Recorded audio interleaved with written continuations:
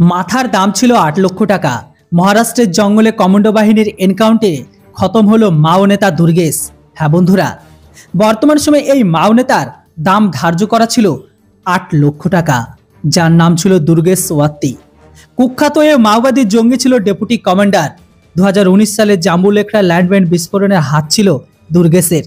সেই বিস্ফোরণে প্রাণ হারিয়েছিল 14 জন নিরাপত্তারক্ষী। এবার নিরাপত্তারক্ষী নিকেশ করে দিল এই কুখ্যাত মাও নেতা দুর্গেশকে। মহারাষ্ট্র ছত্তিশগড়ের সীমান্তে বধিনতলার গভীর জঙ্গলে কমান্ডোদের ছোড়াগুলিতে প্রাণ হারায় মাও নেতা। গোপন সূত্রে পাওয়া খবরের ভিত্তিতে শুক্রবার ভারতীয় সেনা কমান্ডার হানাদেই মহারাষ্ট্রের ছত্তিশগড় সীমান্তে বধিনতলার গভীর জঙ্গলে গড়চিরোলি এসপি কমান্ডার জঙ্গলে পাঠান। দুপুর 1:30 নাগাদ ওই এনকাউন্টার শুরু হয়। এইদিকে সিআরপিএফকে রাখা হয়েছিল ব্যাকআপের জন্য।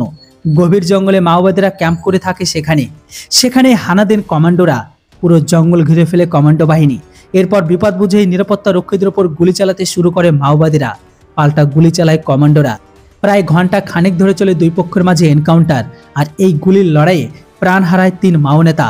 আপাতত একজনের দেহ উদ্ধার হলেও বাকি 2 জনের দেহ উদ্ধারে সমর্থন হয়নি নিরাপত্তা বাহিনী। জঙ্গল জুড়ে চলছে জোর তল্লাশি।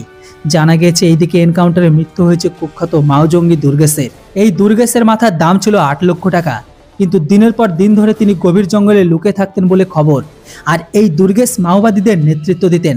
2021 সালের পর থেকে সংগঠনের রাজ ধরেন দুর্গেশ। পুলিশের অনুমান ছত্তিশগড় থেকে ওরা মহারাষ্ট্রের গভীর জঙ্গলে ক্যাম্প করেছিল। ওরা সঙ্গে ছিল আধুনিক অস্ত্র, কিন্তু তার আগে নিকেশ করল কমান্ডো বাহিনী। তবে দুর্গেশের মৃত্যুর পরে ওই এলাকায় মাওবাদীরা অনেকটাই শক্তি হারাবে বলে মনে করা হচ্ছে। তো এইদিকে ওই এলাকা থেকে AK-47, অত্যাধুনিক বন্দুক, ওয়াকি টকি, ভোল্টমিটার, বিস্ফোরক মিলেছে সেনাবাহিনীর হাতে।